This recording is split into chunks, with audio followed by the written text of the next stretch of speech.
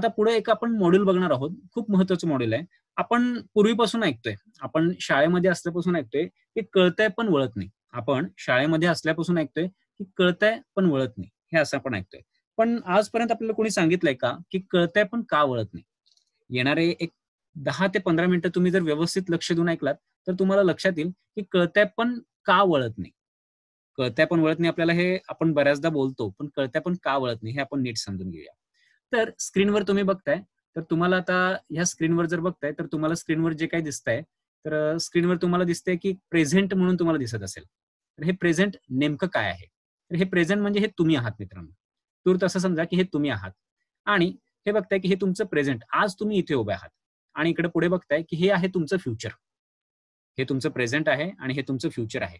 प्रेझेंटमधून आपण फ्युचरमध्ये चाललेलो आहोत. प्रेझेंटकडून आपण फ्युचरकडे चाललेलो आहोत.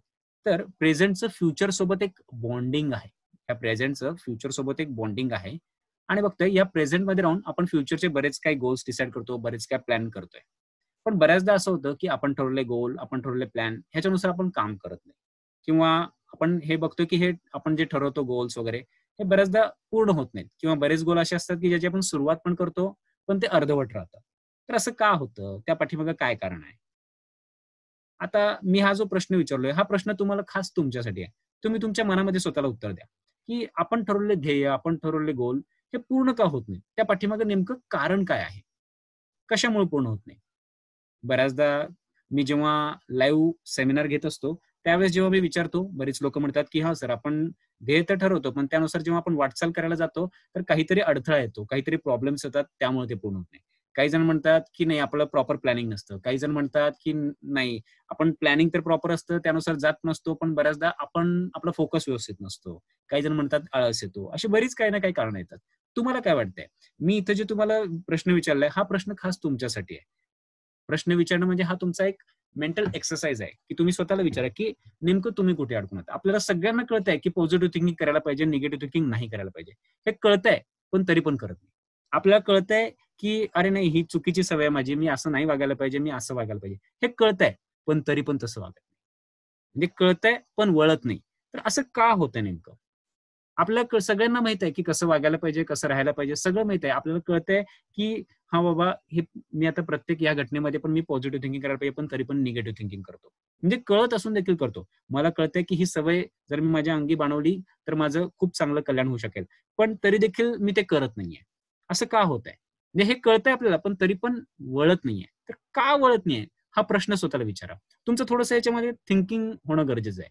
मी तर उत्तर देणारच आहे, पण तुम्ही प्रश्न विचारा स्वतःला. काय आहे? तुमच्या मनात काय उत्तर येतंय? हे सगळं मला कळतंय, की मी काय करायला पाहिजे आणि काय नाही करायला पाहिजे हे कळतंय, पण तरी पण होत का नाहीये ते? त्या पाठीमागे मूळ कारण काय आहे नेमकं? तर तुम्ही आय होप तुम्ही तुमच्या स्वतःला मनामध्ये काही ना काही उत्तरं दिलेली असणार. तुम्ही जे काही उत्तर दिलंय ते बरोबरच आहे. कारण की तुम्ही जे उत्तर दिलंय, तुम्ही तिथे अडकलेले आहात, लक्षात घ्या. तुमचं उत्तर हे तुमच्यासाठी 100% बरोबर आहे. मी तुमच्या सगळ्यांच्या उत्तराला ना समराईज करतो. काय आहे नेमकं? की हे जे आहे, हे तुमचं प्रेझेंट आहे. हे तुमचं प्रेझेंट आहे आणि इथे बघताय हे तुमचं फ्युचर आहे. या प्रेझेंटकडनं आपण फ्युचरकडे चाललो आहोत. या प्रेझेंटकडनं आपण फ्युचरकडे चाललो आहोत. प्रेझेंटचं फ्युचरसोबत बॉन्डिंग आहे. या प्रेझेंटचं आपल्या प्रेझेंटचं फ्युचर सोबत बॉन्डिंग आहे. आपण प्रेझेंटकडनं फ्युचरकडे चाललेलो आहोत. पण काय होत असतं आपल्याकडे एक गोष्ट आपल्याकडे अर्धवट राहते. आपण प्रेझेंटकडनं फ्युचरकडे चाललोय. पण एक गोष्ट आपल्याकडे काय राहते नेमकं आपण कुठं अडतोय, की एक गोष्ट आपण विसरतोय, की आपल्याकडे आणखी एक गोष्ट आहे. तो म्हणजे आहे आपला पास्ट, आपला भूतकाळ. प्रत्येकाकडे काही ना काही भूतकाळ आहे. आणि हा जो पास्ट आहे, आपण प्रेझेंटकडनं फ्युचरकडे तर चाललेलो आहोत. आपल्याकडे पण हा जो पास्ट आहे, हा जो भूतकाळ आहे, या पास्टमध्ये, या भूतकाळामध्ये आपण बघतोय, की आपल्या जीवनात बरेच काही इव्हेंट्स घडले आहेत. या पास्टमध्ये, या भूतकाळात आपल्याला आपल्या जीवनामध्ये बरेच काही इव्हेंट्स घडलेत. इव्हेंट्स म्हणजे काय? घटना. जसं की आज आपण हा वेबिनार अटेंड करताय, तर ही देखील एक घटना आहे. ही देखील एक इव्हेंट आहे. असे बरेच काही. सकाळी आपण नाश्ता केला होता, दुपारी जेवण केलेलं आहे. हे देखील एक घटना आहेत. अशा कित्येक घटना घडत असणार आहेत. लक्षात घ्या. कंटिन्यू आपल्या जीवनात काही ना काही घटना घडतच आहेत. तर मला असं म्हणायचं आहे, की ह्यात जे बघतोय आपण, काही घटना ज्या आहेत, यामध्ये आपण पाहतोय, की काही घटना ज्या आहेत, हे जे आहेत तर ते पॉझिटिव्ह आहेत. काही घटना निगेटिव्ह आहेत. पॉझिटिव्ह घटना जर तुम्ही आठवून पाहिलात, तर ते काय आहेत? पॉझिटिव्ह घटना तुम्ही बघताय काय आहेत, की आठवून बघा, की तुम्हाला कधी कुठला स्कूलमध्ये किंवा कॉलेजमध्ये एखादा अवॉर्ड मिळाला होता, किंवा तुम्ही कुठेतरी पिकनिकला गेला होता सगळ्या तुमच्या फ्रेंड सोबत, किंवा फर्स्ट बेबी जेव्हा बॉर्न झाला होता, जेव्हा तुमचा बॉर्न झाला होता आणि त्याला फर्स्ट टाइम तुम्ही पाहिलं होतं, तो क्षण आठवून बघा.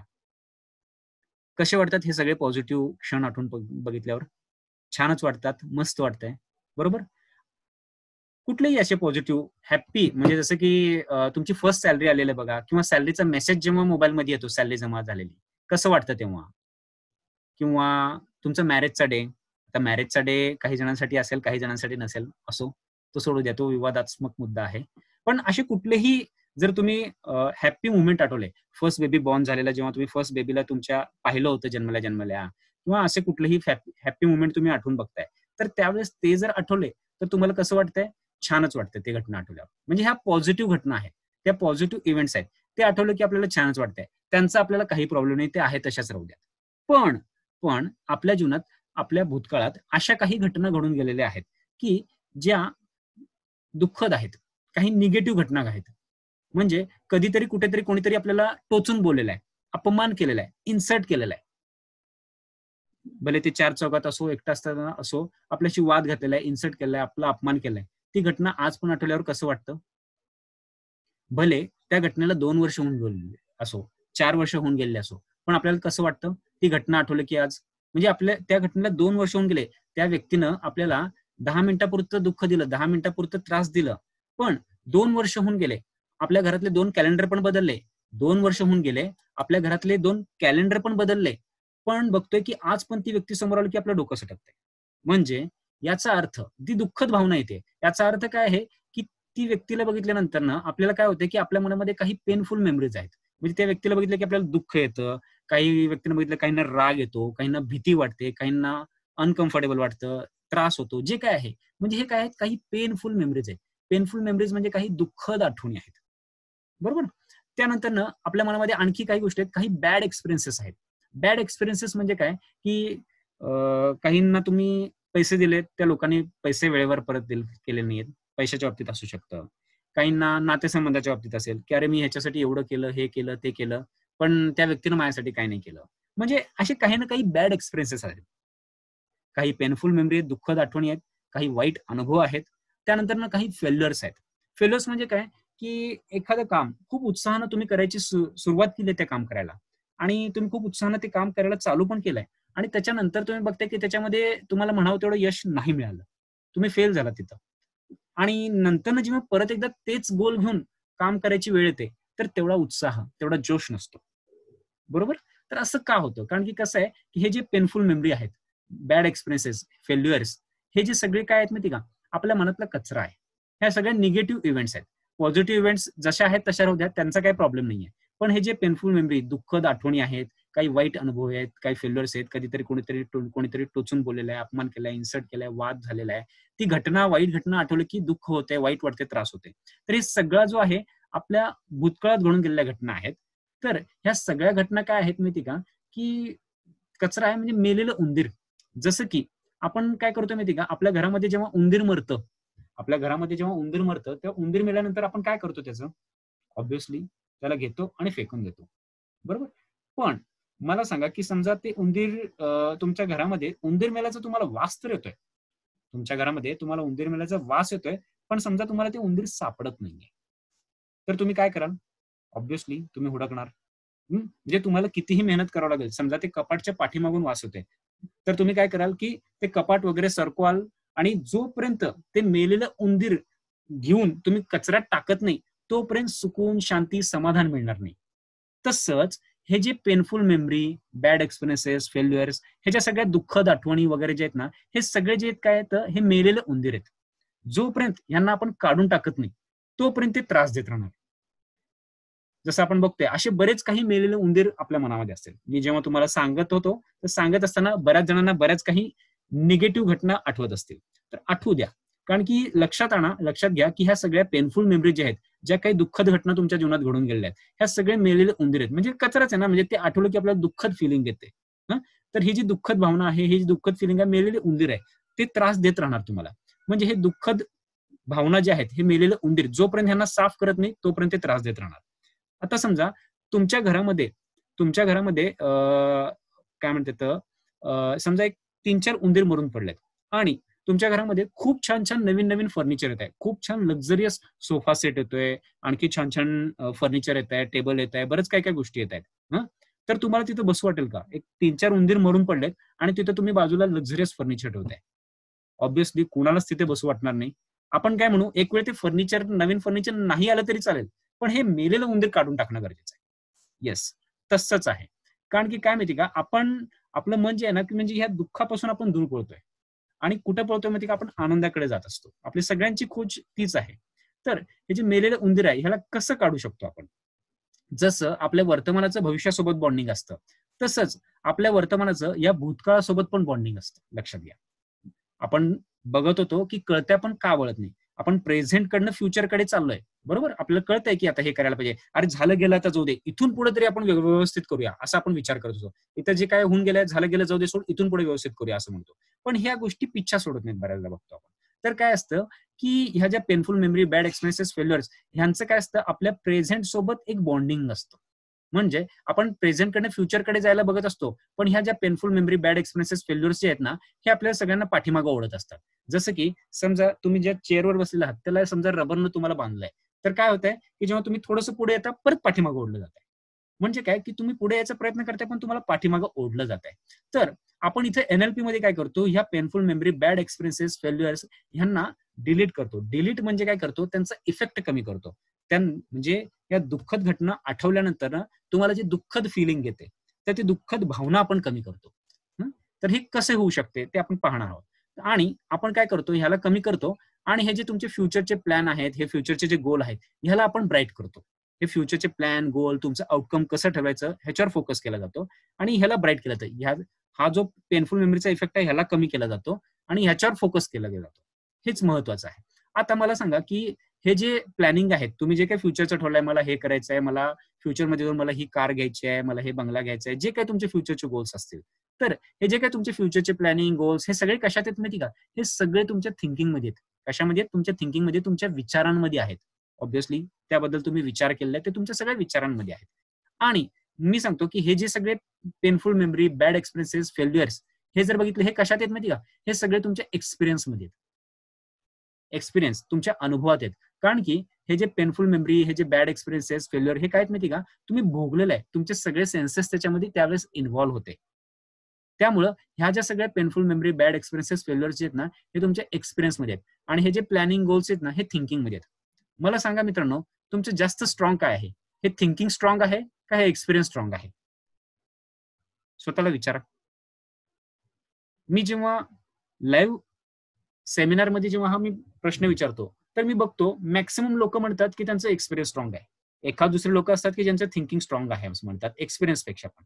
या पास्टच्या बॅड एक्सपिरियन्सपेक्षा हे फ्युचरचं थिंकिंग स्ट्रॉंग आहे. खूप छान गोष्ट आहे. हेच असणं गरजेचं आहे. हे पेनफुल मेमरीचं ह्याला फेंट असणं गरजेचं आहे आणि ह्याला खूप स्ट्रॉंग करणं गरजेचं आहे. आता मला सांगा, जर तुमचं एक्सपिरियन्स स्ट्रॉंग असेल, जर हे एक्सपिरियन्स स्ट्रॉंग आहे या थिंकिंगपेक्षा, तर ऑब्व्हियसली तुम्ही कुठे ओढले जाणार? तुम्हाला सगळं कळतंय, की मी हे झालं गेलं जाऊ दे, इथून पुढे तर मी छान करूया, हे करूया, ते करूया व्यवस्थित. पण का करू शकत नाही? आपल्याला कळतंय पॉझिटिव्ह थिंकिंग करावं, तरी पण निगेटिव्ह करतोय. का करतोय? कारण की हे सगळे जे पास्टचे जे निगेटिव्ह प्रोग्रामिंग होऊन गेलेत, पेनफुल मेमरीज आहेत, बॅड एक्सपिरियन्सेस आहेत, हे सगळे आपल्याला इथे पाठीमागे ओढतायत. आपल्याला कळतंय, की हां बाबा, झालं गेलं जाऊ दे, इथून पुढे आपण छान करूया. पण तरी पण का होत नाहीये? कळतंय पण वळत नाहीये. का वळत नाहीये? कारण की ह्याच्यासाठी वळत नाहीये. ह्या ज्या सगळ्या गोष्टी आहेत, ह्या सगळ्या गोष्टी आपल्याला पाठीमागे ओढतायत. ह्या पेनफुल मेमरी, बॅड एक्सपिरियन्सेस, हे जे फेल्युअर्स आहेत, हे आपल्याला पाठीमागे ओढतायत. तर हे जे पेनफुल मेमरी आहेत, हे जे बॅड एक्सपिरियन्सेस आहेत, हे जे फेल्युअर्स आहेत, ह्याच्यासोबत कसं डील करणं गरजेचं आहे? तर ह्याच्यासोबत जे डील करायचं आहे, तर हे आपण एनएलपी मध्ये खूप छान पद्धतीनं, खूप सिस्टमॅटिकली आपण करतो. तर मी गेल्या साधारण एक 8 ते 9 वर्षापासून ट्रेनिंग अँड कन्सल्टन्सी फील्डमध्ये आहे. सुरुवातीला मी एज्युकेशनल कन्सल्टंट म्हणून काम करत होतो आणि साधारण गेल्या 3 वर्षापासून मी एनएलपीचे पर्सनल कोचिंग्स घेत आहे, ॲज वेल एज ट्रेनिंग प्रोग्राम्स पण घेतोय. तर मी प्रॉपर सोलापूरचा आहे. बऱ्याचदा माझे प्रोग्राम पुण्यामध्ये होतात, सोलापुरात तर होतच असतात. इव्हन बेळगावला झालेला आहे, पुण्याला झालेला आहे, इंदोरला, उज्जैनला झालेला आहे. इव्हन तुम्हाला सांगतो, लास्ट इयरला माझं YouTubeला जे चॅनल आहे, तर YouTubeच्या चॅनलवरचा व्हिडिओ बघून मला दिल्लीला पण बोलावून घेतलं होतं.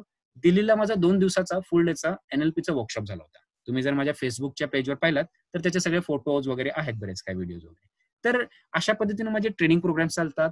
इव्हन त्या ॲज वेल ॲज पर्सनल कोचिंग देखील असतात. पर्सनल कोचिंगमध्ये पर्सनली इंटरॅक्ट करून, म्हणजे ज्यांना काही प्रॉब्लेम्स असतात की स्पेसिफिक हेल्थ, वेल्थ, रिलेशनशिप बद्दल, की जसं की एखाद्या व्यक्तीला बघून तुम्हाला खूप राग येतोय, खूप त्रास होतोय, काही फॅमिली इश्यूज असतील, तर ते रिझॉल्व्ह करण्यासाठी म्हणा, किंवा तुम्हाला तुमच्या कामामध्ये तुमचं लक्ष लागत नसेल त्याच्यासाठी म्हणा, वेगवेगळे इश्यूज असतात त्याच्याबद्दल. आणि ॲज वेल ॲज मी अशा बऱ्याच काही लोकांना ठीक केलेलं आहे, की जे म्हणत असतात बरेच काही फोबियाज वगैरे त्यांना होते.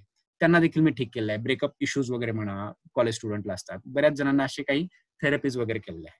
तर आता हे जे आपण आज इथं समजून घेतलेलं आहोत, तर ह्याच्यामध्ये मी तुम्हाला सांगतो, की आपण काही जणांचे काय करूया, की NLP कोचिंग ज्यांनी ज्यांनी केलेलं आहे, तर त्या लोकांचे काही जणांचे फीडबॅक बघूया, की म्हणजे तुम्हाला नेमकं लक्षात येईल, की हे नेमकं NLP कोचिंग एक्झॅक्टली आहे काय? आणि हे कशा पद्धतीनं आपण हे करू शकतो. नमस्कार मित्र, माझं नाव गणेश. मी एका मॅन्युफॅक्चरिंग कंपनीमध्ये ॲज अ टीम लीडर काम करतो. आपल्याला सतत वाटतं की आपण काहीतरी नवीन टूल्स, टेक्निक्स किंवा स्किल्स शिकून घ्यावी, जेणेकरून आपल्या येणाऱ्या फ्युचरमध्ये आपण आपले पर्सनल गोल्स आणि प्रोफेशनल गोल अचीव करू शकतो किंवा रिलेशनशिप मेंटेन करू शकतो. मलासुद्धा असंच वाटायचं. त्यामुळे नेटवरती सर्च करताना मला NLP कोर्सबद्दल माहिती मिळाली. NLPची माहिती काढत असताना मला एक गोष्ट प्रकर्षण आली, ती म्हणजे NLP हा फार वास्ट कोर्स आणि इम्पॉर्टंट आहे. त्याच्यामुळे आपल्याला मराठीमध्ये कोण शिकवू शकतं ते माहिती करत असताना मला सुयश पुकाळे सरांबद्दल माहिती मिळाली. सुयश सरांबरोबर अराऊंड 1 मंथपासून मी ट्रेनिंग घेत आहे आणि त्यांची शिकवण्याची पद्धत, त्यांची रिअल लाईफ उदाहरण देण्याची पद्धत, याच्यामुळे खूप सारे क्रिटिकल्स किंवा इम्पॉर्टंट जे टूल्स आहेत ते आपल्याला समजण्यासाठी फार इझी होतं. तर माझी सगळ्यांना अशी विनंती आहे की तुम्ही हा कोर्स जो आहे तो नक्की करावा. हा खूप युजफुल आहे आपल्या पर्सनल लाईफसाठी. आपले जे रिलेशनशिप आहेत, आपले फॅमिली म्हणा किंवा प्रोफेशनल म्हणा, ते इम्प्रूव्ह करण्यासाठी. नमस्कार, माझं नाव वीरेंद्र देवस्थळे. मी राहायला डोंबिवलीला आहे. जेव्हा यूट्यूबवरती NLP म्हणजेच न्यूरो लिंग्विस्टिक प्रोग्रामिंग असा शब्द टाकला, तर सगळ्यात पहिल्यांदा व्हिडिओ ज्यांचा समोर आला तो सुयश पुकाळे सरांचा. त्यांचा पहिलाच व्हिडिओ मी बघितला आणि खूप प्रभावित झालो.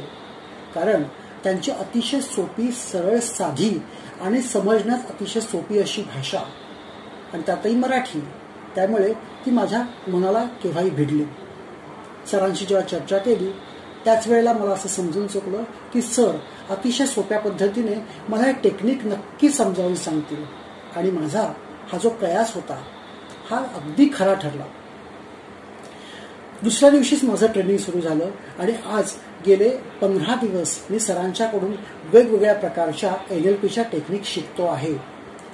प्रत्येक टेक्निक शिकवण्याची त्यांची हातोटी इतकी सहज, साधी आणि सोपी आहे की ती समजायला सहज डोक्यात बसून जाते. आणि हे शिकवत असताना प्रचंड पेशन्स लेवल त्यांच्याकडे असतात.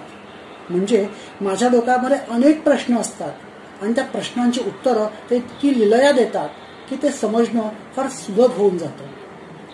नुसतेच त्या प्रश्नाची उत्तरं देत नाही, तर त्याच्याच पद्धतीने वेगवेगळ्या प्रकारचे खूप सुंदर एक्झाम्पल्स आम्हाला सांगतात, जेणेकरून हा जो विषय आहे हा समजायला खूप सोपा जातो. जसा ते विषय समजावत गेले त्याच पद्धतीने आमच्याकडून प्रत्येक वेळेला प्रॅक्टिकल्सही करून घेत गेले. आणि हे प्रॅक्टिकल करत असताना आम्ही योग्य पद्धतीने करतोय की करत नाहीये याचा ते वेळोवेळी फॉलोअप घेत गेले. आणि त्यामुळेच NLPची जी वेगवेगळी टेक्निक्स आहेत ही आमच्या सहज डोक्यात बसून गेली. आणि सरांचं अजून एक वैशिष्ट्य म्हणजे फक्त NLPच नाही किंवा NLPच्या रिलेटेडच टेक्निक्स नाहीत, तर त्याच्या संदर्भातली इतरही काही टेक्निक्स आम्हाला त्यांनी शिकवली, ज्याचा फायदा ॲज अ प्रॅक्टिशनर किंवा ट्रेनर म्हणून मला नक्की होऊ शकेल याची खात्री आहे. जी टेक्निक त्यांनी आतापर्यंत मला शिकवली ती टेक्निक मला माझ्या डे टू डे लाईफसाठी खूप उपयुक्त आहेत. जेव्हा या संदर्भात मी माझ्या घरच्या मंडळींशी, त्याचप्रमाणे माझ्या ऑफिसच्या कलिग्सशी चर्चा केली, तेव्हा मला असं समजून आलं, सर जे शिकवतायत ते रोजच्या जीवनासाठी अतिशय आवश्यक आहे आणि त्याची भविष्यासाठी अतिशय गरज आहे. सरांनी ही शिकवलेली टेक्निक मी नक्कीच माझ्या स्वतःच्या लाईफवरती, माझ्या स्वतःच्या जीवनावरती वापरूनच आणि त्याचप्रमाणे त्याचा फायदा माझं आयुष्य ग्रो करण्यासाठी नक्की करून घेईन. धन्यवाद सुयश सर, धन्यवाद. आपण ह्याच्यामध्ये NLP कोचिंगचं नेमका कोर्स कशा पद्धतीने घेतोय तर तो मी तुम्हाला दाखवतो. तर ह्याच्यामध्ये आपण बघतोय की 2 पद्धतीने आपण घेतो. एक आहे लेव्हल 1 आणि लेव्हल 2. लेव्हल 1 मध्ये आपण काय घेतो की रिड्यूस द पास्ट एक्सपिरियन्स, म्हणजे हा जो NLPचा जो कोर्स आहे यामध्ये लेव्हल 1 मध्ये घेतो आपण रिड्यूस द पास्ट इफेक्ट, म्हणजे की तुमच्या भूतकाळातला जो इफेक्ट आहे तो इफेक्ट कमी करणं, काही पेनफुल मेमरी, दुःखद आठवणी वगैरे असेल त्याचा इफेक्ट कमी करणं, आणि जसं की बघतोय की तुमच्या आउटकमला क्लिअर करणं. कारण की काय, हे खूप महत्वाचं आहे. इथं जे तुम्ही स्क्रीनवर बघत आहात हा पेनफुल मेमरीचा इफेक्ट कमी करणं. तुमच्या घराजवळ एखादं मंदिर आहे का, ते किती अंतरावर आहे तुमच्या घराजवळचं मंदिर? एक आपण असं कन्सिडर करू, एक 5 मिनिटाच्या 10 मिनिटाच्या अंतरावर असेल. ठीक आहे, त्या मंदिरपर्यंत तुम्हाला जायला, चालत जायला 5 मिनिट लागतात, 10 मिनिट लागतात, जे काय असेल प्रत्येकाचं वेगवेगळं. ठीक आहे, तर त्या मंदिरपर्यंत चालत जायला तुम्हाला आपण कन्सिडर करू 5 मिनिट लागतायत. तर मला सांगा की तुमच्या हातामध्ये मी समजा एक 10 किलोची बॅग दिली, तर तुम्हाला त्या मंदिरापर्यंत जायला किती वेळ लागेल? थोडासा जास्त वेळ लागेल. आणि समजा मी काय केलं, 10-10 किलोचे 2 बॅग्स दिले तुमच्या हातामध्ये, म्हणजे 20 किलो वजन दिलं. तर तुमच्या घरापासून जिथं तुम्हाला चालत जायला 5 मिनिटं लागत होती मंदिराकडे, तर 10-10 किलोचे 2 बॅग्स म्हणजे 20 किलो जर तुम्हाला दिलं, तुम्ही हवं तर ठेवत ठेवत जाऊ शकता. तर किती वेळ लागेल? ऑब्व्हियसली तुम्हाला त्यापेक्षा जास्त वेळ लागेल तिथं पोहोचायला. कारण की कसं आहे की तुमच्या हातामध्ये 20 किलो वजन आहे.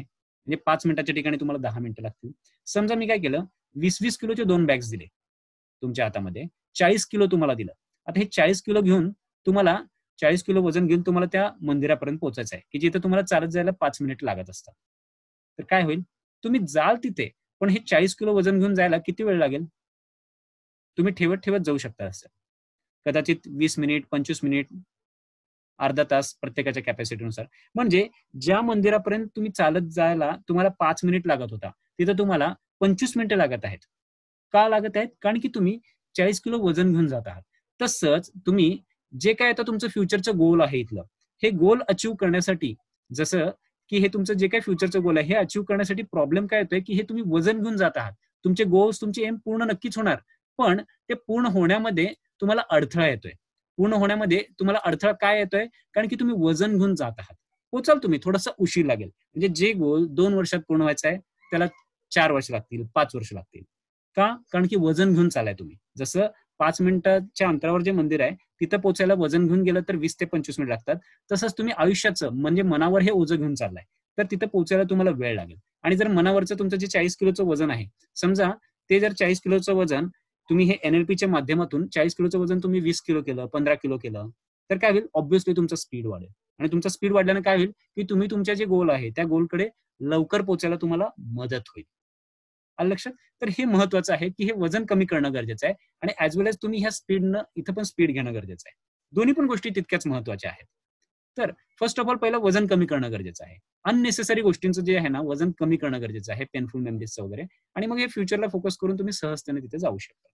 तर आता हा NLPचा जो कोचिंग जे आहे, ह्याचे कोर्स नेमके कशा पद्धतीने होत असतात, काय होत असतात, फीडबॅक्स तर मी तुम्हाला, तुमचा जो WhatsApp नंबर माझ्याकडे आहे त्याच्यावर मी तुम्हाला सगळ्यांना लिंक्स पाठवेन आणि तुम्ही ते फीडबॅक्स पाहू शकता. आणि पण आता आपण बघूया की कोर्स नेमका कशा पद्धतीने होत असतो, काय होत असतो ते पाहूया. तर आपण आता पाहत असाल की आपल्याला स्क्रीनवर काही गोष्टी दिसत आहेत, की लेव्हल 1 तुम्हाला दिसतोय. तर 2 पद्धतीने असतात, 2 लेव्हल आहेत ह्याच्या NLPच्या.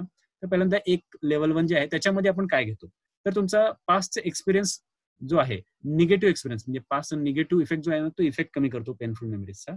आणि त्यामध्ये तुमचे गोल्स जे आहेत, आउटकम जे आहेत ना, क्रिस्टल क्लिअर आउटकम होतात. तुमचा फोकस इम्प्रूव्ह होतो. म्हणजे अननेसेसरी बऱ्याच इतर काही गोष्टींवर जो फोकस जात होता, चुकीच्या गोष्टींवर, अननेसेसरी टाइमपास म्हणा, वेळ वाया घालवणं वगैरे, तर तुमचा फोकस इम्प्रूव्ह होतो पूर्णपणे. तुमचा पूर्णपणे फोकस तुमच्या गोलवर असतो व्यवस्थित. आता फोकसच्या बाबतीत जर म्हटलं, समजा तुम्ही ज्या कुठल्या सिटीमध्ये आहात, समजा तिथून असं समजूया की पुण्याला पोहोचायला 4 तास लागतात. तर आपण सकाळी 6 वाजता निघालं तर 10 वाजता पुण्याला पोहोचू. पण समजा आपण 6 ला निघालोय आणि समजा आपल्याला काय झालं की आपली 8 वाजता जी आहे ना गाडी पंक्चर झाली. गाडी पंक्चर झाली तर काय करू आपण? ऑब्व्हियसली तिथं कुठे पंक्चरवाला असेल त्याकडनं पंक्चर काढू आपण. ठीक आहे, त्यासाठी एक अर्धा तास गेला. परत थोडं पुढे गेलो आपण, परत काहीतरी टेक्निकल गाडीला प्रॉब्लेम आला. तिथे जवळ गॅरेज होतं. त्या गॅरेजवाल्याकडनं गाडी आपण दुरुस्त करून घेतली. त्यात आपल्याला 1 तास गेला. म्हणजे आणि नंतर ना आपण पुण्याला पोहोचलो. म्हणजे असं करून जे आपण पोहोचलो, तर त्याला किती हे लागलं? तर जनरली आपण बघतो असं करून जे आपण पोहोचलो, तर जे 4 तासात आपण पोहोचायला पाहिजे होतं, 6ला निघाल्यावर 10 वाजता पोहोचायला पाहिजे होतं, ते आपण 11:30 वाजता पोहोचलो. ठीक आहे, पण पोहोचलो आपण आपल्या आउटकमकडे, आपल्या ध्येयाकडे पोहोचलो. बरोबर? तर तसंच आपल्या लाईफच्या बाबतीत पण महत्वाचं आहे. आपण तिथं का पोहोचलो? कारण की आपल्याला क्लिअर होतं की मला पुण्याला पोहोचायचं आहे. मला पुण्याला जायचं आहे. हे खूप क्लिअर होतं. तसंच आपल्याला आपलं जे आउटकम आहे, आपलं जे ध्येय आहे, तुमचं जे ध्येय आहे, ते ध्येय तुम्हाला खूप क्रिस्टल क्लिअर तुमच्या माइंडमध्ये पूर्णपणे फुल्ली फोकस असणं गरजेचं आहे, की मला इथं पोहोचायचं आहे. मला दर महिना एवढं इन्कम करायचं आहे. जे काही तुमचं ध्येय आहे. आणि त्या ध्येयाकडे तुम्ही वाटचाल करत आहात, चालत आहात, तर मध्ये अडथळा येणार, गाडी पंक्चर होणार, बरेच खड्डे येणार, भरपूर काही गोष्टी येणार. पण जर तुमचं तुमच्या ध्येयाकडे पूर्णपणे लक्ष असेल, तर मी तुम्हाला सांगतो की डेफिनेटली तुम्ही तिथे पोहोचाल. थोडासा वेळ लागेल, टाइम कमी लागेल, जास्त लागेल, काही होईल, पण तिथे पोहोचणार. मी सांगू इच्छितो मित्रांनो, जगात असं कोणीच नाहीये, जगात असं कोणीच नाहीये की ज्याला अडथळे येत नाही. अडथळे प्रत्येकाला येतात. अडथळे प्रत्येकाला येतात. जसं की आपण हा वेबिनार घेतोय, ह्याच्यामध्ये जसं की आपण फीडबॅकचे व्हिडिओ प्ले झाले नाही, हा अडथळा आलाच. असे अडथळे येणार, गाडी पंक्चर होणारच आहे, लक्षात घ्या. हे गृहीत धरूनच चालणं गरजेचं आहे. अडथळे हे येणारच आहेत. हे आपण क्लिअर आपल्या डोक्यामध्ये जर मॅपिंग करून जर गेलं, तर खूप छान पद्धतीने आपण तिथे पोहोचू शकू. अडथळे येणार आहेत, गाडी पंक्चर होणार आहे, रस्त्यात खड्डे येणार आहेत, पण आपल्याला आपलं गोल क्लिअर आहे. मला इथं पोहोचायचं आहे. हा, एक वेळ गाडी पंक्चर झाल्यावर काय होईल, थोडासा उशीर होईल, पण मी पोहोचणार आहे तिथं. त्यामुळं अशा पद्धतीनं तुम्हाला तुमचं आउटकम या ह्याच्यामध्ये लेव्हल 1 मध्ये खूप छान पद्धतीनं क्लिअर व्हायला मदत होईल. आणि तुमचा फोकस तुमच्या आउटकमवर व्यवस्थित असेल, तुमचं जे एम आहे त्याच्यावर. आणि सगळ्यात महत्वाचं आहे हॅबिट्स. अनावश्यक सवयींना आळा घालणे. काही चुकीच्या सवयी असतील, अनावश्यक सवयी असतील, भले ते मोबाईलचं ॲडिक्शन असो, सोशल मीडियाचं ॲडिक्शन असो. तर बऱ्याचदा बघतो, आजकाल मी बघितलं तर लोकांना सवयी, जनरली लोक शेअर करतात सवयीच्या बाबतीत, चुकीच्या सवयी म्हणतात, तर नाही सर म्हणतात की आमचं जे आहे ना, की फेसबुक, व्हॉट्सअप ह्याच्यामध्ये अननेसेसरी बराच वेळ जातो. ती सवय आम्हाला कमी करायची आहे. ठीक आहे, तो आपण ह्याच्यामध्ये मुद्दामून मी ऍड केलाय हा टॉपिक. रिसेंटलीच मी ऍड केलाय. खास करून अनावश्यक सवयींना आळा घालणे. ते सोशल मीडिया असो किंवा आणखी इतर कुठल्या सवयी असो. त्याच्यामध्ये आपण खास अनावश्यक सवयींना आळा घालणे आणि चांगल्या सवयी लावणे, की जे आपल्या एमला गरजेचे आहेत. ते एम अचीव्ह करण्यासाठी गरजेचे आहेत त्या. त्यानंतर आपण पुढचा पॉईंट बघतो की माइंड ड्युअलिटी. माइंड ड्युअलिटी म्हणजे काय माहिती का? आपलं मन बऱ्याचदा काय बघतो की ड्युअल थिंकिंग मध्ये असतं. ड्युअल थिंकिंग म्हणजे काय, की आपल्याला हे करू पण वाटतं आणि हे परत एक मन म्हणतं की हे कर, परत आपल्याच मनाचा एक भाग म्हणतो की हे नको कर. हे सकाळी उठल्यापासून सुरू होतं. सकाळी जेव्हा बरेच जण उठतात, उठल्यावर वाटतं की चला आता उठूया. एक मन म्हणतं की उठूया, एक मन म्हणतं की नाही राहू दे, थोडा वेळ झोपूया. म्हणजे हे जे ड्युअल थिंकिंग असतं, भले ते सकाळी उठल्यापासून असू दे किंवा एखादं काम करण्यापासून असू दे. तुम्ही कुठलंही काम करायला लागले, आपलं एक मन म्हणतं हे कर, एक मन म्हणतं नको. असं प्रत्येक वेळा बऱ्याचदा आपलं मन हे ड्युअल थिंकिंग मध्ये असतं. तर हे ड्युअल थिंकिंग मध्ये का राहतं? आणि जर राहत असेल, जिथे जिथे राहत आहे, तर तिथं त्याला सिंगल थिंकिंग मध्ये आपण कसं आणू शकतो? कारण की बऱ्याचदा आपली खूप एनर्जी, तुम्हाला सांगतो की तुमची खूप एनर्जी ह्याच्यामध्ये जात असते, अननेसेसरी जात असते. ह्याला तुम्ही जेव्हा सिंगल थिंकिंग मध्ये येता, फुल्ली फोकस व्हायला तुम्हाला मदत होते. त्यानंतर पुढचा मुद्दा आहे की अनावश्यक राग कमी करणे. राग बऱ्याच जणांना असतो. बरेच जण मला विचारतात की राग पूर्णपणे जाऊ शकतो का? राग तर पूर्णपणे जाणार नाही. मी तुम्हाला क्लिअरली सांगतो. राग पूर्णपणे त्यांचा जातो की जे सेल्फ रिअलाइज पर्सन आहेत. भगवान बुद्ध असो, महावीर असो, की त्यांनी वर्षानुवर्ष साधना केली आणि त्यानंतर त्यांचा गेला. आपण इथं या डे टू डे लाईफ मध्ये इथं राहतोय. राग जाणार नाही. राग हा असणार. योग्य त्या ठिकाणी राग दाखवणं गरजेचं आहे. म्हणजे कसं आहे की आपल्याला राग योग्य मार्गाने व्यक्त करता येणं गरजेचं आहे. आपण इथं अनावश्यक राग जो आहे तो कमी कशा पद्धतीने करायचा आहे ते डिटेलमध्ये आपण व्यवस्थित बघणार आहोत. आणि रिअलिस्टिक सोल्युशन म्हणजे असं नाही की जनरली आपण लहानपणापासून ऐकतोय की राग आलं की काय करा, उलटे 10 कडे मोजा किंवा राग आले की पाणी प्या. कुणाला सुचतंय सांगा? हे बोलायला सोपं आहे. पण जेव्हा राग आलेला असतो तेव्हा हे काही ह्या गोष्टी सुचतात का? बिलकुल नाही सुचत. तर मग अनावश्यक राग कमी करण्यासाठी अगोदर काही उपाय करणं गरजेचं आहे. आपण व्यवस्थित समजून घेणं गरजेचं आहे. त्या घटनांचं अनालिसिस करणं गरजेचं आहे. बऱ्याच काही गोष्टी आहेत त्या आपण ह्याच्यामध्ये शिकणार आहोत. आणि यात सगळ्यात महत्वाचं आपण त्याच लोकांना ऍडमिशन देतो की जे ह्या सगळ्या ज्या काही गोष्टी आपण इथे शिकतोय, माझा मूळ मुद्दा आहे, मूळ फोकस याच्यावर असतो की ज्या काही गोष्टी आपण शिकणार आहोत, तर मी जास्त गोष्टी शिकण्यापेक्षा, जास्त इन्फॉर्मेशन घेण्यापेक्षा मी म्हणतो की 4 गोष्टी कमी शिका. पण त्या गोष्टी तुमच्या जीवनामध्ये अप्लाय होणं गरजेचे आहेत. त्या गोष्टी तुमच्या जीवनामध्ये काम करणं गरजेचं आहे. त्या गोष्टी युजफुल असल्या पाहिजे तुमच्या जीवनात. आणि एनएलपी जो आहे ना, हा पूर्णपणे एक प्रॅग्मॅटिक अप्रोच आहे, रिअलिस्टिक अप्रोच आहे, की तुम्हाला ती गोष्ट कुठे ना कुठे युजफुल आहे. मी एकही अशी गोष्ट तुम्हाला शिकवणार नाही की जी तुमच्या लाईफमध्ये युजफुल नसणार आहे. प्रत्येक गोष्ट अशीच शिकवली जाईल की जी तुम्हाला युजफुल असेल. कुठे ना कुठे तुम्हाला ती कामाला येईल. कारण की जे इन्फॉर्मेशन घेतल्यानंतर तुमच्या लाईफमध्ये काही उपयोग होणार नाही, कुठे यूज होणार नाहीये, तर ती इन्फॉर्मेशन काही कामाची नाही. लक्षात घ्या, ती कुठे ना कुठे यूज होणं गरजेचं आहे. तर तसंच आपण इथे बघतोय की नंतर आपण लास्टचा हा मुद्दा आहे की build strong relation in family आणि प्रोफेशनल लाईफ. असे काही टूल्स आहेत, अशी काही मॉड्यूल्स आहेत की आपण आपल्या फॅमिलीला, आपल्या प्रोफेशनचे जे रिलेशन्स आहेत की त्याला खूप छान पद्धतीनं, खूप सिस्टमॅटिकली आपण समजू शकतो. तर हे जे आपण सगळं पाहणार आहोत, हे सगळं जे आपण बघत आहोत, हे सगळं बघत आहोत आपण हे लेवल 1 मध्ये. ह्या लेवल 1 मध्ये ह्या सगळ्या गोष्टी होत असतात. तर हा लेवल 1चा कोर्स कसा आहे, काय ड्युरेशन आहे, हे देखील आपण पाहणार आहोत. त्याच्यानंतर आपण बघतो लेवल 2. लेवल 2 मध्ये काय होत असतं, तर लेवल 1 झाल्यानंतर लेवल 2 असते, त्यामध्ये ऍडव्हान्स कम्युनिकेशन मॉडेल शिकवले जातात. How to build deep rapport with peoples. काही हिप्नॉटिक लँग्वेज पॅटर्न्स आहेत. जसं की आपण बघतो की जे कुठले लीडर्स आहेत, भले ते स्पिरिच्युअल लीडर असो किंवा आणखी कोणी असो, की ज्यांचा आपल्या समाज मनावर खूप मोठा परिणाम आहे. भले ते जाऊन पण कित्येक वर्ष होऊन गेले, पण आज पण त्यांचा समाज मनावर खूप मोठा परिणाम असतो. लोक त्यांना ऐकावं असं वाटत असतं त्यांना. ते सगळे जे लीडर्स आहेत ते सगळे हिप्नॉटिक लँग्वेज वापरत असतात. Hypnotic language, Milton model. तर ती काय आहेत लँग्वेज पॅटर्न? ते लँग्वेज पॅटर्न्स आपण शिकणार आहोत. त्यानंतर आहे डी हिप्नॉटिक लँग्वेज पॅटर्न. म्हणजे आपण बघतो आपल्या आजूबाजूला बऱ्याचदा आपण आजूबाजूच्या लोकांच्या निगेटिव्ह कोणी काही बोललं तर त्यांच्या प्रवाहात लगेच जात असतो. त्याला त्या डी हिप्नोटिक कसं करणं गरजेचं आहे आपल्या स्वतःला. तर ते काही लँग्वेज पॅटर्न्स आहेत. तर हे देखील आपण त्यामध्ये शिकणार आहोत सेकंड लेवलमध्ये. खूप डिटेल आहे. हे जे लँग्वेज पॅटर्न आहेत, हे ऍडव्हान्स लेवलचे जे कम्युनिकेशन टूल आहेत, त्याला बरीच मानसिक मेहनत लागते. ज्यांना खूप शिकायची इच्छा आहे त्यांच्यासाठी मी खास लेवल 2 तयार केलेले आहे. तर जनरल बाकीच्या सगळ्यांसाठी लेवल 1 खूप चांगला आहे. ज्यांना खूप डिटेलमध्ये स्वतःवर काम करायचं आहे त्यांच्यासाठी लेवल 2 आहे. किंवा ज्यांना ट्रेनर व्हायचं आहे, प्रॅक्टिशनर व्हायचं आहे NLPचं, तर त्यांच्यासाठी हे लेवल 2 गरजेचं आहे. आपण बघतोय त्यानंतर आहे आपण आजपर्यंत ऐकलेलं आहे पॉवर ऑफ पॉझिटिव्ह थिंकिंग, भरपूरदा ऐकून आहे. ह्याच्यामध्ये मी तुम्हाला शिकवणार आहे power of organised negative thinking. Yes, तुम्ही पहिल्यांदा ऐकलं असेल की निगेटिव्ह थिंकिंग हे कसं काय आपल्याला सपोर्टिव्ह ठेवू शकते. येस, मी तुम्हाला सांगतो नेचरनं आपल्याला ज्या काही गोष्टी दिलेल्या आहेत, आपल्याला पॉझिटिव्ह थिंकिंग पण दिली आहे, निगेटिव्ह थिंकिंग पण दिली आहे, न्यूट्रल थिंकिंग पण दिली आहे. प्रत्येक थिंकिंगचे काही ना काही फायदा आहे. लक्षात घ्या. ह्या निगेटिव्ह थिंकिंगचा आपण कशा पद्धतीने फायदा करून घेऊ शकतो. हे निगेटिव्ह थिंकिंग आपल्याला गरजेची आहे. येस, आपल्याला लहानपणापासून शिकवलं गेलंय. काय शिकवलं गेलंय किंवा सेल्फ हेल्पची जी काही पुस्तकं आपण वाचतो त्याच्यामध्ये आपल्याला काय सांगितलं जातं की निगेटिव्ह गोष्टींकडे दुर्लक्ष करा आणि पॉझिटिव्ह गोष्टींकडे फोकस करा. बरोबर, मान्य. हे पण मला स्वतः तुम्ही विचार करून सांगा की हे प्रत्येक ठिकाणी शक्य आहे का? काही ठिकाणी नक्कीच शक्य आहे. निगेटिव्ह गोष्टींकडे दुर्लक्ष करून पॉझिटिव्ह गोष्टींकडे लक्ष देणं काही ठिकाणी नक्की शक्य आहे. पण बरेच अशा गोष्टी आहेत की जिथं त्या निगेटिव्ह गोष्टींकडे दुर्लक्ष करून पॉझिटिव्ह कडे फोकस करणं शक्य नाहीये. तिथे निगेटिव्ह गोष्टी समोर येत आहेत. तर त्यामुळं तुम्हाला सांगतो की हे निगेटिव्ह का समोर येत आहे, तर त्याला व्यवस्थित फेस करणं गरजेचं आहे. बऱ्याचदा काही गोष्टींना फेस करणं गरजेचं आहे. जिथे जिथे शक्य आहे निगेटिव्ह गोष्टींना डिफोकस करून पॉझिटिव्ह गोष्टीकडे फोकस करणं तिथं नक्कीच करा. पण जिथे शक्य नाहीये तर तिथे तुम्हाला सांगतो की ती आपण power of organised negative thinking, म्हणजे जसं पॉवर ऑफ पॉझिटिव्ह थिंकिंग आहे, ऑर्गनाइज्ड पद्धतीनं निगेटिव्ह थिंकिंग जर आपण अप्लाय केली व्यवस्थित तर खूप छान पद्धतीनं आपल्याला त्याचे रिझल्ट मिळतील आणि आपल्या निगेटिव्ह थिंकिंगचा आपल्याला खूप फायदा होईल. आजपर्यंत निगेटिव्ह थिंकिंगनं आपल्याला नुकसान केलेलं आहे, पण आता फायदा करायला होईल. येस. त्यानंतर नाही सेल्फ इमेज, आपली identity.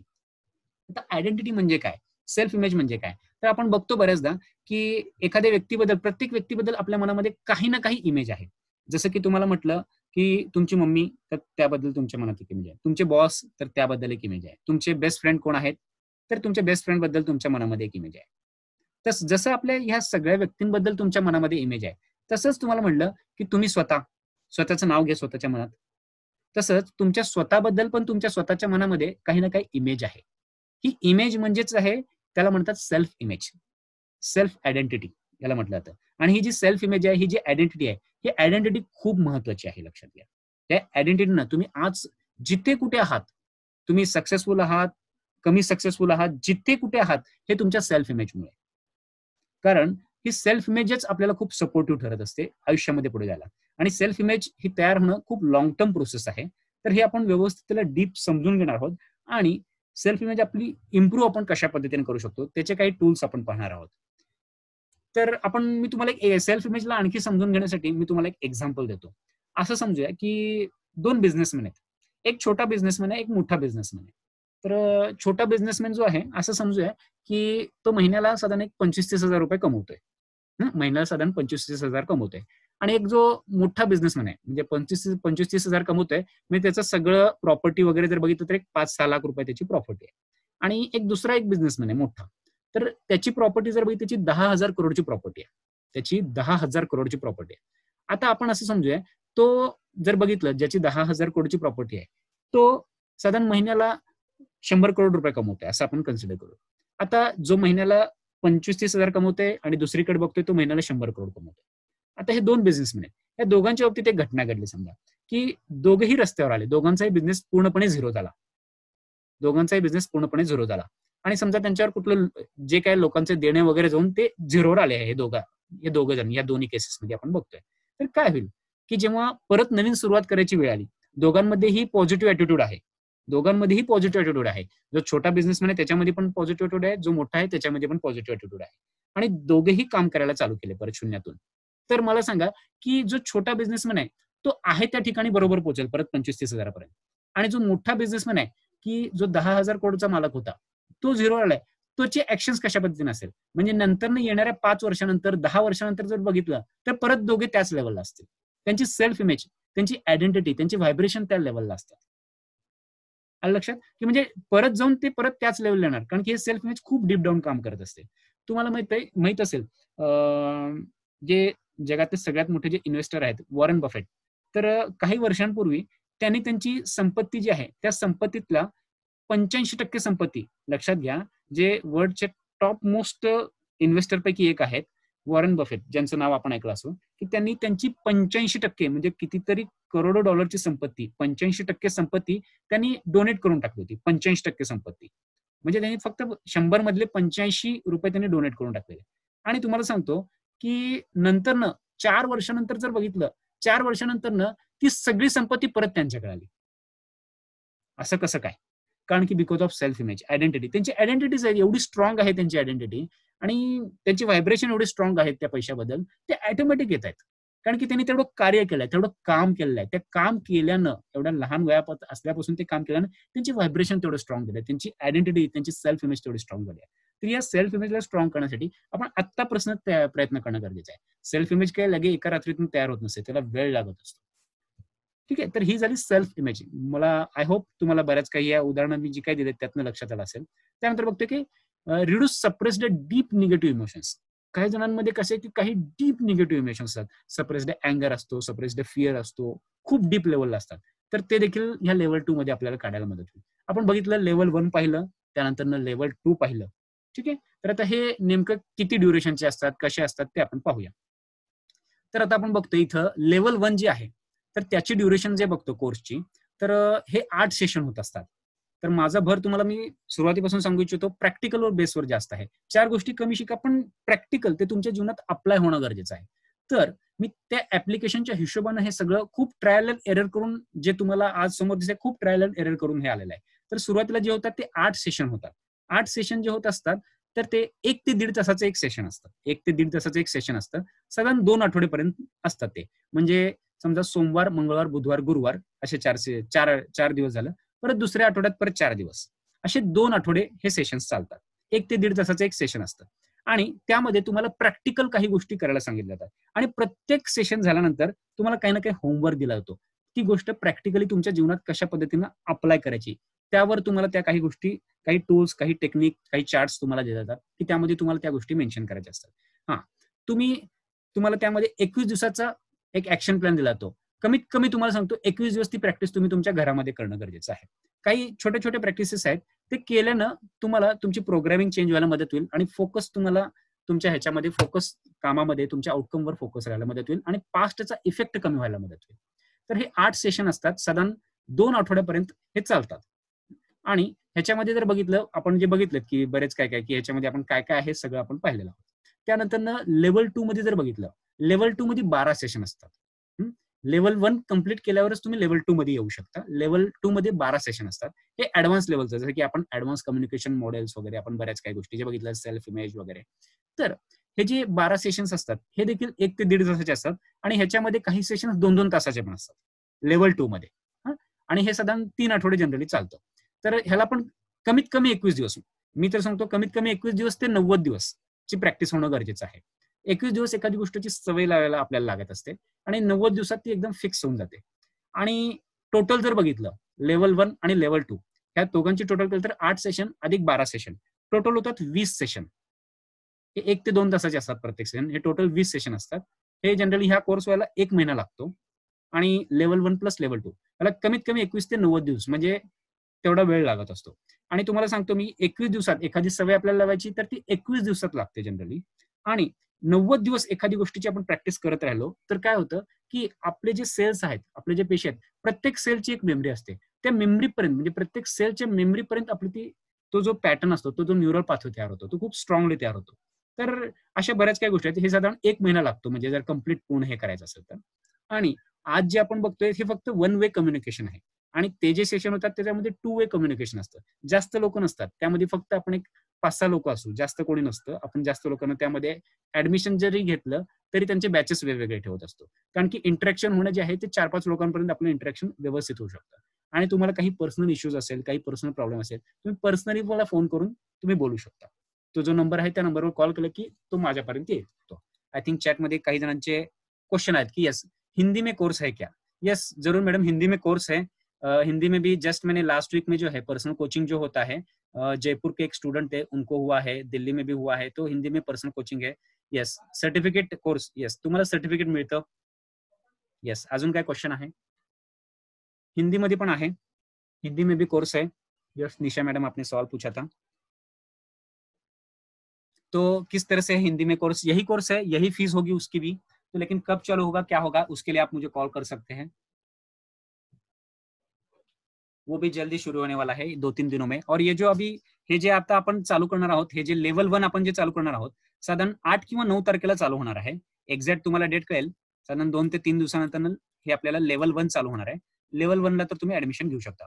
What is the duration of each session? हा प्रत्येक सेशनची ड्युरेशन जनरली कमीत कमी 1 तासाचं सेशन असतं. आपलं डिस्कशन वाढलं तर 1.5 तास होतं ते.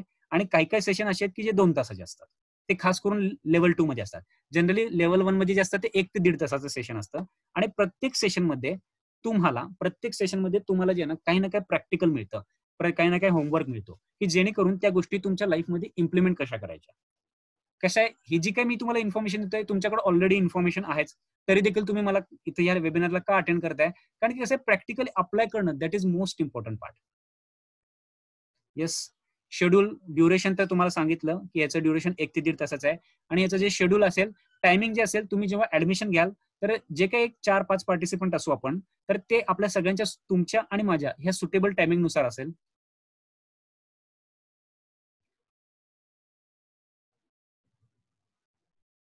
यस मराठी समझ पाऊंगी आती नहीं. ओके ओके ठीक है.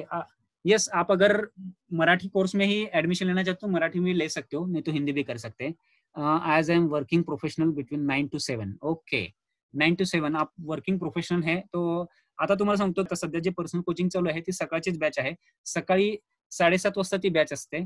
कारण की ते देखील इमर्जन्सी सर्व्हिसेसमध्ये असते, त्यांची 10 वाजता जॉब असतो. त्यामुळे सकाळी 7:30 वाजता ती बॅच असते. डोंबिवलीचे आहेत, पालघरचे आहेत, त्यांच्यासोबत ती बॅच चालू आहे. एक बारामतीचे आहेत, त्यांची दुपारी बॅच असते. त्यानंतर एक जयपूरचे आहेत. असे काय आहेत, कनेक्ट आहेत बरेच लोक. तुमच्या आणि माझ्या सुटेबल वेळेनुसार ती बॅच आपण करू शकतो. सकाळी, दुपारी, संध्याकाळी काय असेल ते. ओके येस आणखी काही क्वेश्चन्स?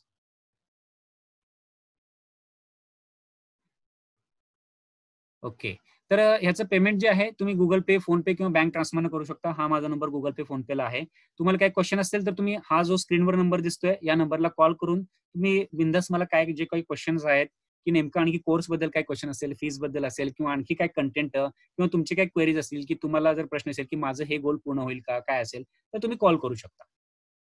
आता हा सेशन संपल्यानंतर तुम्ही बिंदास कॉल करू शकता, आपण बोलू शकतो.